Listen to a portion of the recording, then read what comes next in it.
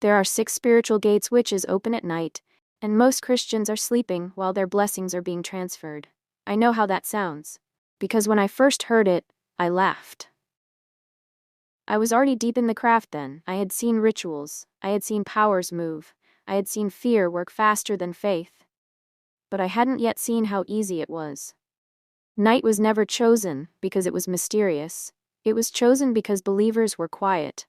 No prayers rising, no authority spoken, no resistance standing. That's when access is granted. Let me confess something. We didn't always attack people directly. Most of the time, we waited. We waited for sleep. We waited for emotional exhaustion. We waited for words spoken carelessly. We waited for silence. Because silence is agreement, and agreement opens gates. These gates don't glow, they don't announce themselves, they don't feel dangerous. That's why they work.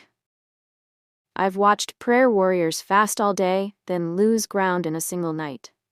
I've seen destinies delayed, not because God said no, but because access was given when no one was watching. I am not sharing this to frighten you. I'm sharing this because once you see the gates, they lose power over you. But before I expose them, you need to understand something important. Witchcraft does not create power, it exploits permission. And most permissions are given at night. The first time I saw a spiritual gate open, it shocked me. The second time, it disturbed me. The third time, I realized how many believers were vulnerable without knowing it. Because they thought prayer alone was enough. Prayer is powerful, but timing determines access. One of these gates is responsible for repeated financial delay. Another explains why some people wake up tired after sleeping.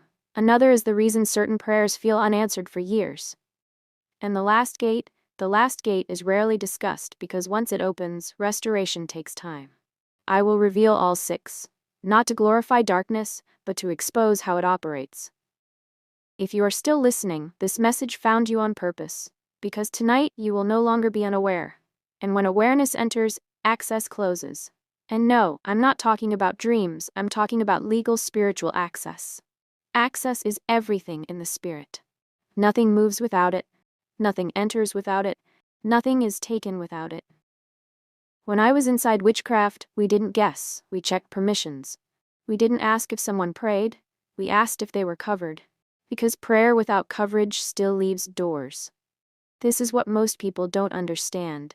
Spiritual warfare is not a contest of strength, it is a matter of rights. And rights are enforced, not announced. There were nights we'd still and waited. Not because we were weak, but because the gate had not yet opened. And then someone would do something small. A word spoken in frustration, a moment of fear, unforgiveness carried into sleep. That was enough. Once access was granted, everything else followed. Dreams changed, energy dropped, progress slowed, and the person never knew why. Let me say this carefully. Most attacks don't begin with chaos, they begin with permission. That is why they are effective. I remember the first time I saw a blessing intercepted. It wasn't dramatic, there was no struggle.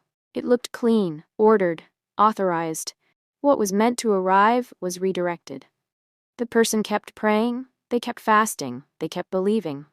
But the access point stayed open. And as long as it stayed open, the result stayed delayed. This is the part that still troubles me. Many believers assume resistance means failure. But resistance often means something unseen is standing in the way. Not power, access. Once you understand that, everything changes. You stop fighting blindly, you start securing gates. That's why I'm speaking now. Because tonight, you're not just listening to a story. You're being shown how it works. And in a moment, I'll reveal the first gate. It's the most common one. It opens quietly. And almost everyone has opened it at least once. I didn't learn this in church. I learned this from the other side, before I left witchcraft. I learned it in rooms where candles were not for light, but for timing. I learned it while watching names written down, not to attack immediately, but to wait, because night was never rushed. Night was calculated. We knew something most people didn't understand. Darkness itself has no power. But permission does. And permission is easiest to collect when believers assume nothing is happening. I remember the first time I witnessed it clearly. It wasn't dramatic. No shouting, no chaos, just silence. A woman had prayed all evening, she was tired, She felt accomplished. She went to sleep believing the battle was over. That's when her name was called. Not to harm her body, not to frighten her, but to reroute what was already moving toward her. We didn't need to fight her prayers. We only needed access after them. That was the moment I understood something unsettling. Many believers fight hard during the day and leave the gates open at night. I saw victories delayed, not canceled. I saw doors slow down, not shut. I saw favor redirected, not destroyed. Because the assignment was never destruction. It was diversion. And diversion requires agreement. Sometimes the agreement came through exhaustion. Sometimes through emotional wounds. Sometimes through words spoken quietly in frustration. And sometimes through nothing more than unguarded sleep. I want you to hear this clearly. Most spiritual battles are not loud. They are administrative. Decisions are made. Access is granted. Movements are approved. All while the person believes they are resting. There are 6 spiritual gates that make this possible. I know them because I watched them being opened. I watched what happened when they were ignored. And I watched what happened when one of them was closed. Because the night a believer became aware, everything changed. The first gate is subtle, almost harmless. That's why it works. And if you have ever woken up feeling like something was taken from you, peace, strength, clarity, momentum, without knowing why, this will explain it. Stay with me. Because once you recognize the gate, you stop providing access. The fourth gate is the one responsible for repeated financial delay. And most prayer warriors don't even know it exists. I didn't understand it at first either. I had seen people pray for money. I had seen people fast for increase. I had seen offerings given with tears. Yet nothing moved. At night, their prayers were still echoing, but something else was answering. This gate was never opened with candles or chants. It was opened with history, family patterns, unfinished covenants, promises made by people who are no longer alive. I remember the first time I watched it activate. It was during a night session, quiet, no shouting, no rituals you would recognize. Names were spoken instead. Not the person's name, the bloodline. That's when I learned something that stayed with me. Money follows altars. And when your altar is silent at night, another altar speaks on your behalf. That's how wages disappear. That's how opportunities collapse at the final stage. That's how effort produces exhaustion instead of reward. We didn't have to touch the person. We only needed the gate. Let me confess something else. Some of the strongest believers I encountered were the easiest targets in this area. Because they assumed faith canceled history. Faith gives authority, but authority must be enforced. And night is when enforcement happens. I watched one man pray every morning. Disciplined, consistent. But at night, he slept without covering his finances in prayer. By morning, contracts would fall apart. By evening, confusion would return. He called it bad luck. We called it access. That's why this gate stays hidden. It doesn't feel spiritual, it feels practical, it feels normal. Until you realize the pattern. Now listen carefully. This is where many people get uncomfortable, because the fifth gate has nothing to do with money and everything to do with observation. Some attacks don't come to harm you. They come to study you, to watch when you pray, to record when you rest, to notice when you feel safe. That's why some people wake up suddenly at night with no dream, no noise, just awareness. They think it's anxiety. It isn't, it's monitoring. And once monitoring finishes, action follows. But the final gate, slow slightly. The final gate is different. It isn't opened often, because when it opens, recovery takes intention. This gate is open through timing. Wrong decisions made when emotions are exposed, words spoken when fear is louder than wisdom, agreements formed when strength is low. I've seen destinies stall for years because of one night. Not because God withdrew, but because permission was granted. That's why I'm sharing this now. Awareness shuts gates, and once a gate is shut, what was delayed can be restored. You're still listening because this is not information. It's intervention. In the next moments, I will break down each gate clearly, so you can recognize what has been happening around you. Because tonight, you will not sleep unaware. If you're still listening, write "I am awake" in the comments. This is not for sleepers. Night was never chosen by accident. It was chosen because resistance is lowest then. During the day, people are alert. They are guarded, They are surrounded by noise, activity, and awareness. But at night, everything slows down. Bodies rest, minds loosen, and spiritual defenses are often left unattended. That is when access becomes easier. I learned this early. In the craft, we were taught to observe patterns, not personalities. Patterns. We watched who prayed consistently and who prayed emotionally. Because emotional prayer fades, but disciplined awareness holds ground. Night exposes the difference. There is something else that happens at night that most believers don't realize. Covenants are remembered. Words spoken long ago are replayed. Vows made in fear resurface. Agreements people forgot they ever made are revisited. Scripture hints at this. In Thoughts from the Visions of the Night, that verse was never poetic to us, it was instructional. Night is when spiritual transactions are reviewed, and if nothing counters them, they continue. Another truth you may not like hearing. Many believers are silent at night. Not just asleep, silent. No authority spoken, no covering declared, no awareness exercised. Silence creates space, and space invites occupation. I have seen believers who were powerful in daylight, yet vulnerable in darkness. Not because they were weak, but because they assumed nothing was happening. That assumption is costly. Another scripture reveals this without explanation. While men slept. That line explains more warfare than most sermons ever will. Sleep is not the problem, unprotected sleep is. That's why night is used. Not because it belongs to darkness, but because too many believers abandon it. Now listen carefully. What happens at night doesn't always show immediately. Sometimes the effect appears weeks later, sometimes months later, sometimes years later. A delay, a diversion, a repeated cycle, and people call it life.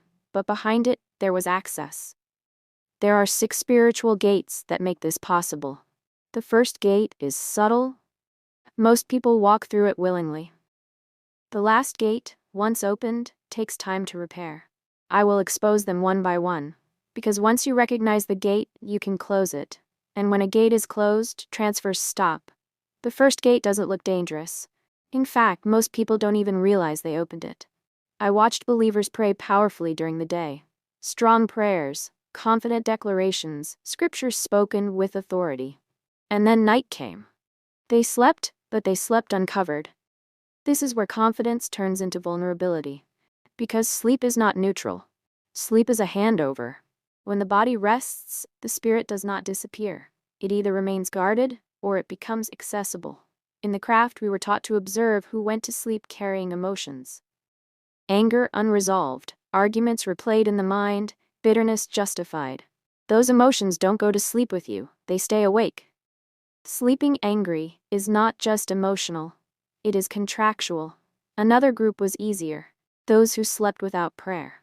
Not because they didn't believe in prayer, but because they were tired. Tiredness lowers awareness, and lowered awareness creates permission. Then there were those who filled their minds with fear before sleeping. Violence, anxiety-driven news, stories that stirred dread. They didn't know they were preparing their inner space. Fear invites observation.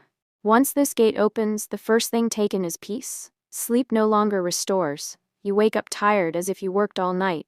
Then dreams change, not always obvious. Sometimes they feel normal, but they linger. Repeated scenes, chasing, loss, confusion. Those dreams are not random, they are interactions. Monitoring begins here. Not attack. Observation. Patterns are studied, emotional reactions noted, weak points recorded. That's why some people feel watched at night, but can't explain why. The gate was opened quietly, and nothing dramatic had to happen.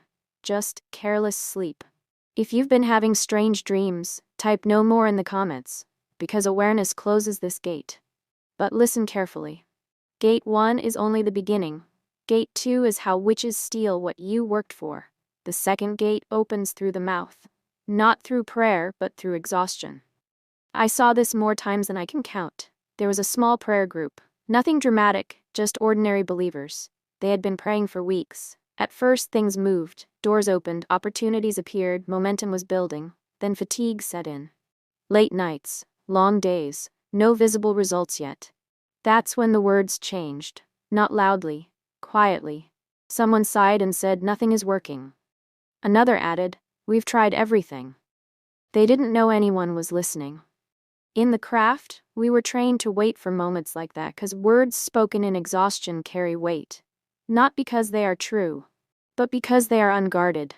Words are not just sounds. They are permissions, especially at night.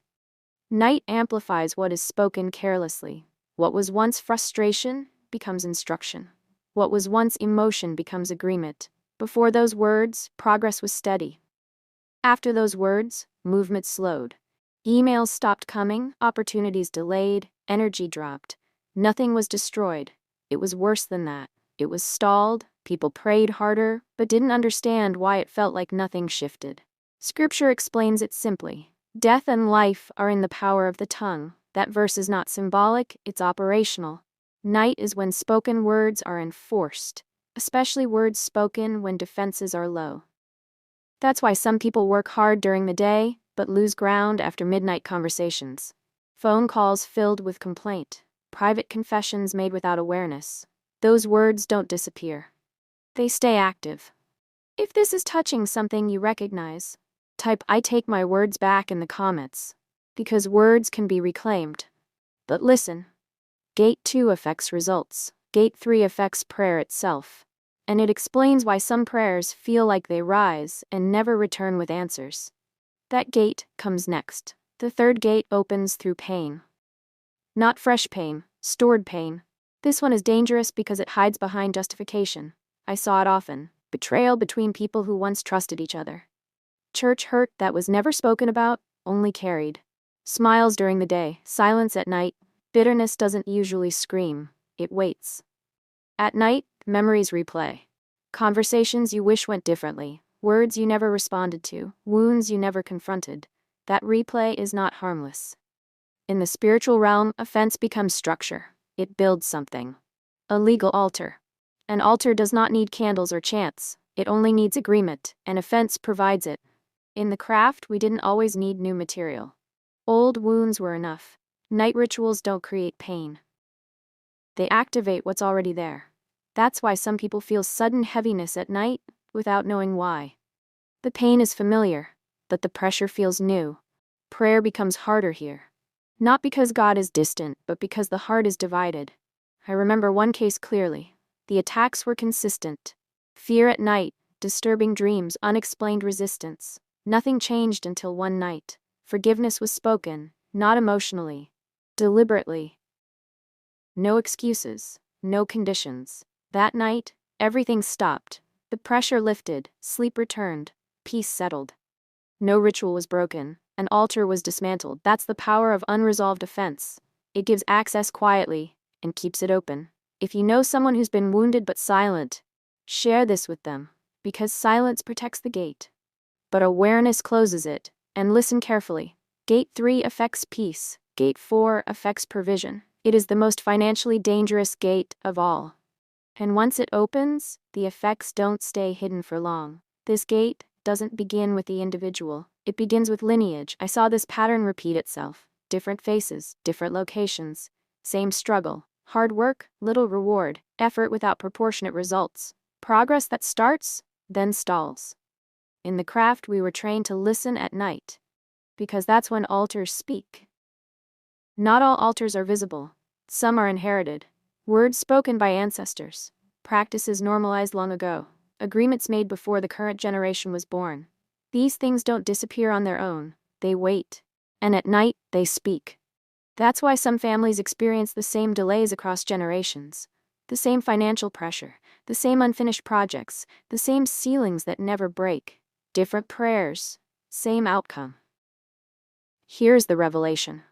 When your altar is silent, another altar speaks. Silence does not cancel an altar. It only gives space to a competing voice. Fear rises when people begin to notice this. They say, "Why does this keep happening to us?" But fear is not the solution. Awareness is. Because once you know an altar exists, you can respond. Scripture reveals this quietly. Gideon didn't lose battles because he lacked courage. He lost ground because an altar stood at home. Nothing changed until that altar was addressed. Not emotionally. Intentionally. That's when authority entered the picture. Authority is not volume. Authority is alignment. When the rightful altar speaks, every competing voice is forced to answer. This gate affects provision more than any other, because finances respond to spiritual structure. And night is when structure is enforced. If you're still here, comment "My altar speaks louder," because recognition restores authority. But listen carefully. Gate 4 explains delay. Gate 5 explains presence. It is the reason some people feel watched at night, even when nothing moves. That gate is next. The 5th gate is misunderstood, because people expect an attack, but this gate is not about attack, it is about observation. I need to say this clearly. Not every spirit comes to confront you, some come to watch. In the craft, monitoring always came before action. Information first, timing later. That's why this gate feels subtle. People report waking up repeatedly at night, not from a dream, not from noise, just awake. Eyes open, heart racing, nothing visible, yet the feeling remains. Being observed. Some feel sudden fear without a reason. No thoughts triggered it, no memories surfaced. It just arrives. That fear is not emotional. It is reactive. It happens when attention is directed toward you. Monitoring spirits do not disturb everything. They study patterns, prayer times, emotional responses, moments of weakness, moments of authority. They take note of what works and what doesn't. That's why breakthroughs sometimes delay for no clear reason. Not because the breakthrough was denied, but because the response was calculated. When this gate is ignored, attacks become precise later, not random, targeted, at moments that matter. Moments of progress, moments of transition. I watched this happen repeatedly. People assumed nothing was wrong because nothing dramatic occurred. But surveillance is quiet. It waits. And night is when information is gathered without interruption. That's why awareness here is critical. Observation loses power when it is exposed, because nothing thrives in the open. Now listen carefully. The first 5 gates are common. Many people open them without realizing it. But the 6th gate is rarely opened. And when it is, lives don't just delay, destinies shift. That gate comes next. The 6th gate is rarely opened. But when it is, everything changes. This gate is not about ignorance, it's about timing. I saw this gate used sparingly, because it carries consequences. This is where people take the right action at the wrong hour. Night magnifies decisions, especially emotional ones. Sexual choices made in secrecy. Words spoken during loneliness. Vows made under pressure. Those moments are not private. They are covenant moments. In the spiritual realm, timing defines weight. The same action in daylight does not carry the same authority as one done at night. That's why this gate is dangerous. Fear-based prayers are common here. Prayers spoken out of panic. Words like, "If you don't do this now," those prayers are sincere, but sincerity does not override structure. Here is the truth most people never hear. Not every prayer should be prayed at midnight. Some prayers require alignment, not urgency. I remember when this gate was exposed to me. The activity stopped not because more words were spoken, but because timing was corrected. Awareness entered. Actions were restrained. Certain prayers were delayed until authority was properly positioned, and restoration followed. Not instantly, but steadily. Peace returned first. Then clarity. Then direction. This gate determines long-term outcome, because covenants formed at the wrong time require deliberate correction. That's why some people don't just experience delay, they experience redirection. But hear this clearly. No gate is permanent. Every gate that opens through awareness can close through alignment. If this message is registering with you, type divine timing in the comments. Because when timing is restored, authority follows. Now you understand the gates, but knowing them is not enough. Awareness without guarding still leaves access. Every gate that opens through neglect must be watched with intention. Night does not have authority over you, but responsibility does. What you allow before sleep, what you speak when tired, what you carry without release, these things matter. Because protection is not fear. Protection is discipline. When a gate is guarded, transfers stop, monitoring ends. Delayed things begin to move again. This is not about becoming anxious. It's about becoming deliberate.